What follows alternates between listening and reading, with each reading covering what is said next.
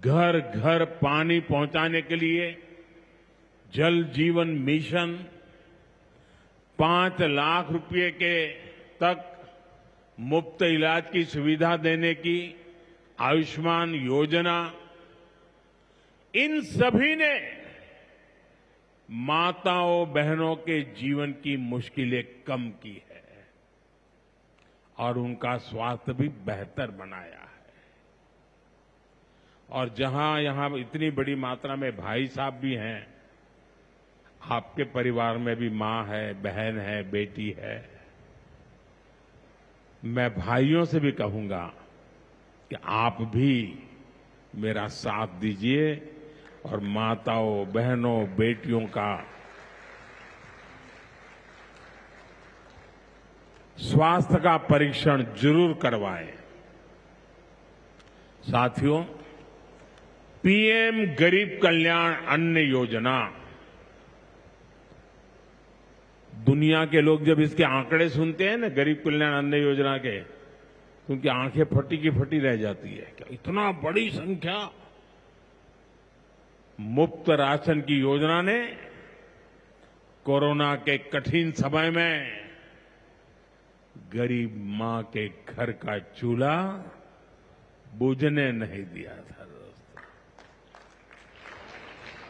आज भी इस योजना के तहत मुफ्त अनाज दिया जा रहा है। पीएम आवास योजना के तहत भी जो करोड़ों घर दिए गए हैं, उनमें से ज्यादातर महिलाओं के ही नाम पर है। साथियों, हमारी सरकार का बहुत जोर बहनों बेटियों को आर्थिक रूप से सशक्त करने पर भी है। हमारी करोड़ों बहनें मुद्रा योजना के जरिए लोन लेकर नए व्यापार कर रही है, नए उद्योग लगा रही है। साथियों, हमारी सरकार 3 करोड़ ग्रामीण बहनों को, गांव में रहने वाली माताओं बहनों को, 3 करोड़ बहनों को लखपति दीदी बनाने के अभियान में जुटी है। और मैं बड़े गर्व से कह सकता हूं कि इस अभियान में जो सफलता मिली है, इतने कम समय में अब तक करीब करीब 2 करोड़ बहनें लखपति दीदी बन भी चुकी है। हम महिलाओं को बैंक सखी और ड्रोन दीदी बनाकर उन्हें ग्रामीण अर्थव्यवस्था के केंद्र में ला रहे हैं। सेल्फ हेल्प ग्रुप्स के जरिए महिलाएं नई क्रांति कर रही है। भाइयों बहनों, पिछले 11 वर्षों में गरीब कल्याण, गरीब की सेवा, उसके जीवन में बेहतरी, ये हमारी सरकार की सबसे बड़ी प्राथमिकता रही है।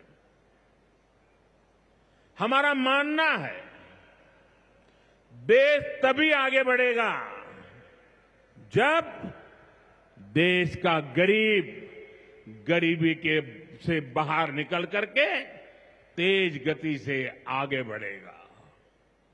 और हमने देखा है, गरीब की सेवा कभी बेकार नहीं जाती है।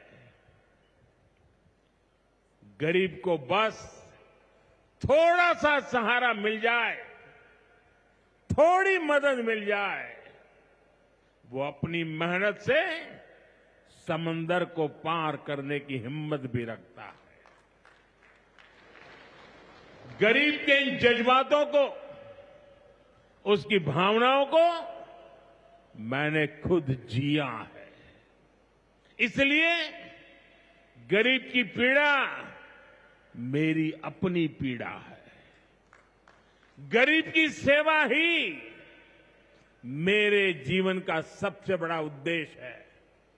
इसलिए हमारी सरकार गरीब को केंद्र में रखकर निरंतर योजनाएं बना रही है, उन पर काम कर रही है। साथियों, सातत्यपूर्ण रीत से, समर्पण भाव से और पवित्र मन से काम करने के कारण हमारी नीतियों का परिणाम आज दुनिया के सामने है। यहां बैठे हुए हर व्यक्ति को गर्व होगा कि पिछले 11 साल के लगातार पुरुषार्थ के कारण, परिश्रम के कारण आज देश के 25 करोड़ लोग गरीबी के जीवन से बाहर आ गए हैं। हमारे पूरे समाज को एक नया आत्मविश्वास मिला है। साथियों, हमारी सरकार के ये सारे प्रयास केवल योजनाएं नहीं है, ये गरीब मां, बहन, बेटी की जिंदगी को, उनकी जिंदगी को बदलने वाली मोदी की गारंटी है। गरीब के चेहरे पर मुस्कान लाना, माताओं बहनों की गरिमा को सुरक्षित करना, यही मेरी पूजा है, यही मेरा प्रण है। साथियों, मध्य प्रदेश में माहेश्वरी वस्त्रों की पुरानी परंपरा रही है। देवी अहिल्याबाई होलकर ने माहेश्वरी साड़ी को नया आयाम दिया था। कुछ ही समय पहले हमने अहिल्याबाई होलकर जी की 300वीं जयंती मनाई।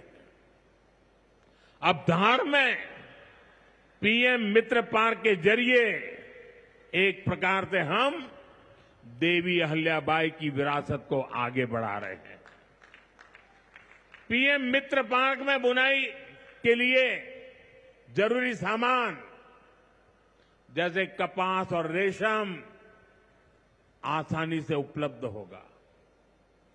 क्वालिटी चेक आसान होगी, मार्केट तक पहुंच बढ़ेगी, यहां पर स्पिनिंग होगी, यहां डिजाइनिंग होगी, यहीं प्रोसेसिंग होगी और यहीं से निर्यात होगा। यानी दुनिया के बाजार में मेरा धार भी चमकने वाला है। यानी अब कपड़ा उद्योग की पूरी वैल्यू चेन एक ही जगह पर उपलब्ध होगी। टेक्सटाइल इंडस्ट्री के लिए हमारी सरकार जिस 5F विजन पर काम कर रही है, 5F, पहला है फार्म, दूसरा है फाइबर, तीसरा है फैक्ट्री, चौथा है फैशन। और इसलिए फार्म से फाइबर, फाइबर से फैक्ट्री, फैक्ट्री से फैशन, फैशन से फॉरेन, ये फॉरेन तक का सफर जल्दी और आसानी से पूरा होगा। साथियों, मुझे बताया गया है कि धार के इस पीएम मित्र पार्क में करीब 1300 एकड़ जमीन 80 से ज्यादा यूनिट को आवंटित भी कर दी गई है। यानी यहां जरूरी इंफ्रास्ट्रक्चर का काम और फैक्ट्री बनाने का काम दोनों एक साथ चलेगा। इस पार्क में रोजगार के 3 लाख नए अवसर भी बनेंगे और एक बड़ा प्रभाव पड़ेगा लॉजिस्टिक कॉस्ट का पर। पीएम मित्र पार्क के सामान इधर से उधर ले जाने की लागत कम होगी, मैन्युफैक्चरिंग की लागत कम होगी, हमारे प्रोडक्ट सस्ते बनेंगे और दुनिया में और ज्यादा कॉम्पिटिटिव होंगे। इसलिए मैं एमपी के लोगों को, खास करके मेरे किसान भाई बहनों को और मेरे नौजवान युवा युवतियों को पीएम मित्र पार्क की बहुत बहुत बधाई देता हूं। हमारी सरकार देश में ऐसे 6 और पीएम मित्र पार्क बनाने जा रही है। साथियों, आज देश भर में विश्वकर्मा पूजा का उत्सव भी मनाया जा रहा है। साथ ही ये पीएम विश्वकर्मा योजना की सफलता का उत्सव मनाने का भी समय है। मैं देश भर के अपने विश्वकर्मा भाइयों बहनों, जिनमें सुतार है, लोहार है, सोनार है, कुम्हार है, बढ़ई है, मिस्त्री है, कसेरा, ताम्रकार, कांसीकार, हाथ के हुनर से काम करने वाले ऐसे अनेक लोग शामिल हैं, उनको विशेष रूप से बधाई देना चाहता हूं। ये आप ही हैं जो मेक इन इंडिया की बड़ी ताकत है। आपके बनाए उत्पाद, आपकी कला से ही गांव हो या शहर रोजमर्रा की जरूरत पूरी होती है। मुझे संतोष है कि पीएम विश्वकर्मा योजना ने इतने कम समय में 30 लाख से ज्यादा कारीगरों और शिल्पकारों की मदद की है। इस योजना से उन्हें स्किल ट्रेनिंग मिली, उन्हें डिजिटल मार्केटिंग और मॉडर्न टूल्स से जोड़ा गया। 6 लाख से ज्यादा विश्वकर्मा साथियों को नए उपकरण दिए गए। अब तक 4,000 करोड़ से अधिक का लोन विश्वकर्मा भाई बहनों तक पहुंच चुका है। साथियों, पीएम विश्वकर्मा योजना का सबसे बड़ा लाभ समाज के उस तबके को हुआ है जिन्हें दशकों तक अनदेखा किया गया था। हमारे गरीब विश्वकर्मा भाई बहनों के पास हुनर तो था, लेकिन पिछली सरकारों के पास उनके हुनर को आगे बढ़ाने का कोई प्लान नहीं था। उनका जीवन बेहतर बनाने की कोई योजना नहीं थी। हमने उनकी प्रतिभा को उनकी प्रगति का माध्यम बनाने का रास्ता खोले। इसलिए ही तो मैं कहता हूं, जो पिछड़ा है वो हमारी प्राथमिकता है। साथियों, हमारा धार श्रद्धेय कुशाभाऊ ठाकरे की जन्मभूमि भी है। उन्होंने राष्ट्र प्रथम की भावना से अपना पूरा जीवन समाज को समर्पित कर दिया था। मैं आज उन्हें अपनी विनम्र श्रद्धांजलि अर्पित करता हूं। राष्ट्र प्रथम की ये भावना देश को नई ऊंचाई पर ले जाने की प्रेरणा है। साथियों, ये समय त्योहारों का समय है और इस समय आपको स्वदेशी का मंत्र भी लगातार दोहराना है, अपने जीवन में उतारना है। मेरी आप सबसे करबद्ध प्रार्थना है, 140 करोड़ देशवासियों से मेरी प्रार्थना है, आप जो भी खरीदें वो देश में ही बना होना चाहिए।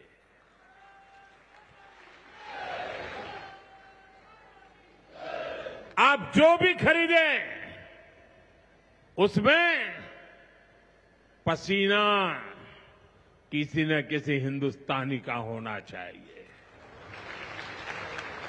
आप जो भी खरीदें उसमें मिट्टी की महक मेरे हिंदुस्तान की मिट्टी की महक होनी चाहिए। और मैं मेरे व्यापारी भाइयों से आज आग्रह से कहना चाहता हूं, आप भी देश के लिए मेरी मदद कीजिए, देश के लिए मेरा साथ दीजिए।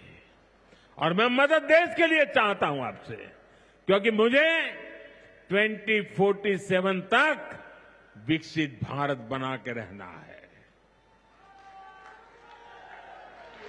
और उसका रास्ता आत्मनिर्भर भारत से जाता है।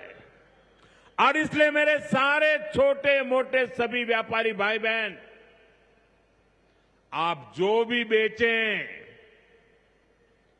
वो हमारे देश में बना हुआ ही होना चाहिए। महात्मा गांधी ने स्वदेशी को आजादी का माध्यम बनाया था।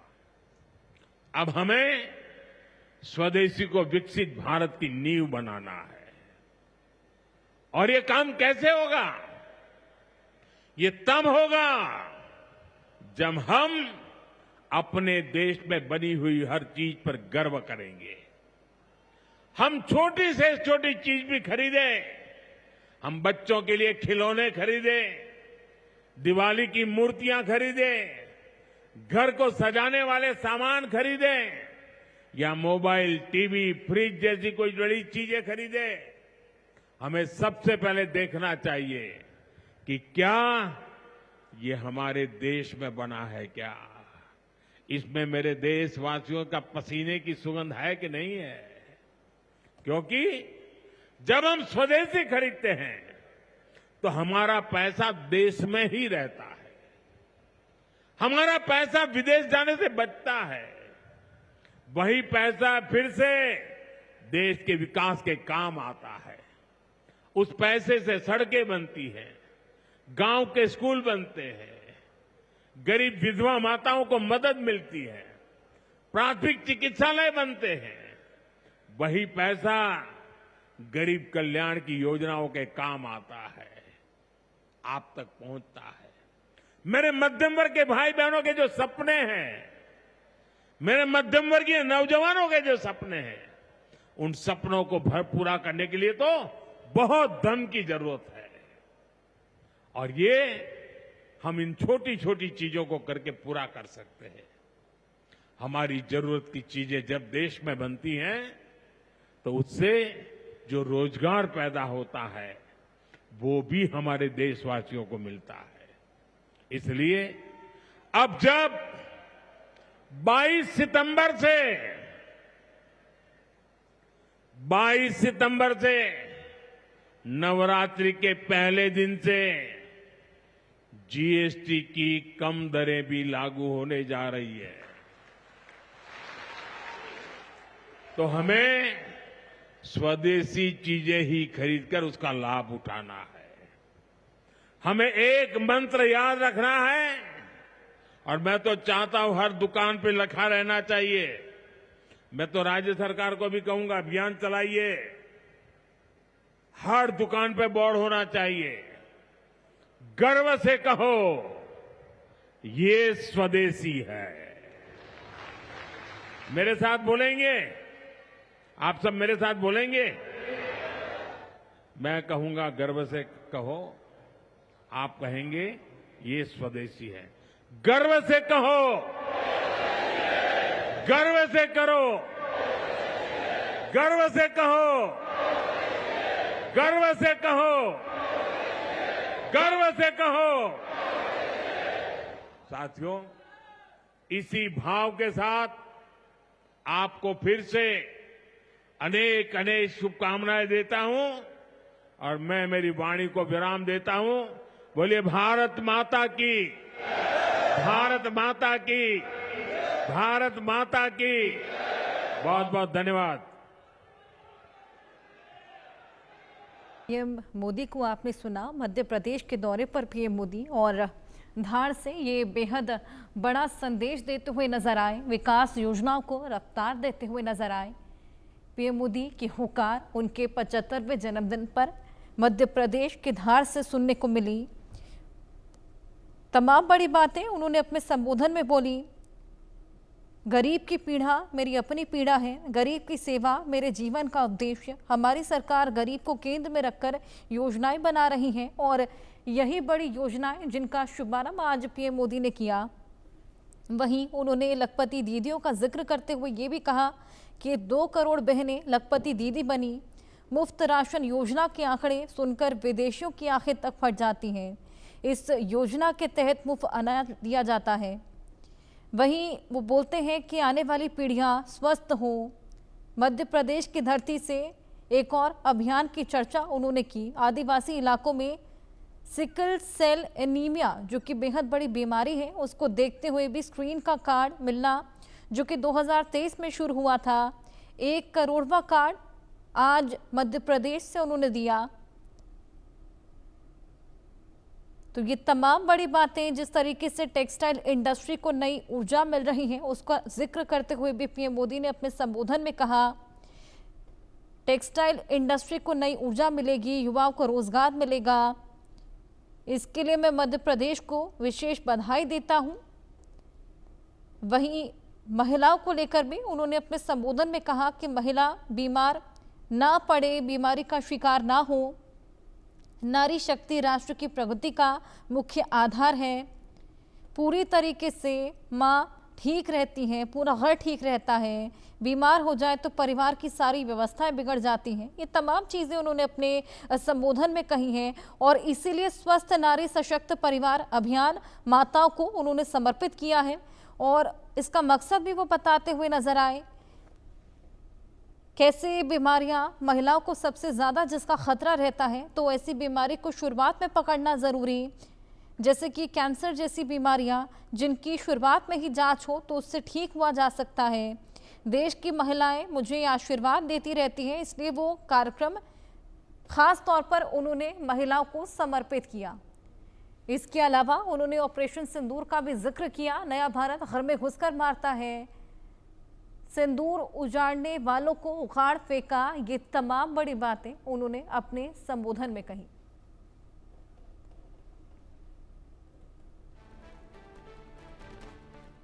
इसी बीच उत्तर प्रदेश के प्रतापगढ़ में एक बड़ा हादसा हो गया है। तेज रफ्तार कार ने